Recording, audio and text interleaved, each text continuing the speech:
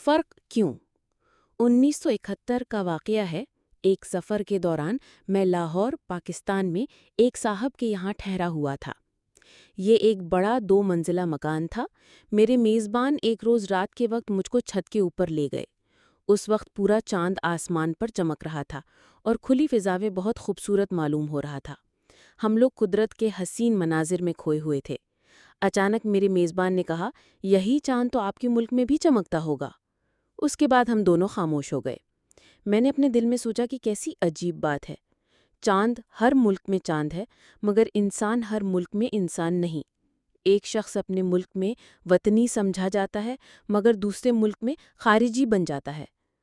چاند کو جس طرح ایک ملک میں خوش آمدید کہا جاتا ہے، اسی طرح دوسرے ملک میں بھی۔ سورج ایک ملک کے لیے بھی محبوب ہے اور دوسرے ملک کے لیے بھی۔ مگر انسان کا حال یہ ہے کہ ایک ملک کا مطلوب شخص دوسرے ملک میں پہنچ کر غیر مطلوب بن جاتا ہے۔ اس کی وجہ کیا ہے؟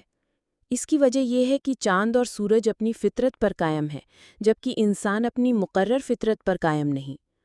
سورج چاند ایسا نہیں کرتے کہ ایک ملک میں اجالا پھیلائیں اور دوسرے ملک میں اندھیرا، مگر انسان ایک قوم کا دوست اور دوسری قوم کا دشمن ہوتا ہے۔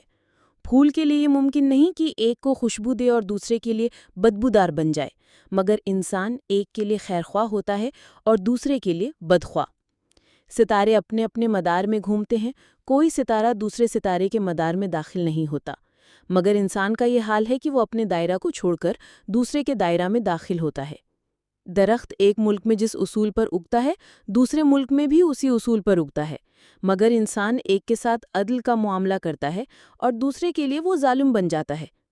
دوسری چیزوں کی محبوبیت کا راز یہ ہے کہ وہ اپنی فطرت پر قائم ہے، مگر انسان اپنی فطرت کو کھو دیتا ہے اور نتیجتاً غیر مطلوب بن جاتا ہے۔ اگر انسان اپنی فطرت پر قائم رہے تو اس کو بھی ہر جگہ وہی استقبال ملے جو سورج اور چاند کو ملا ہوا ہے۔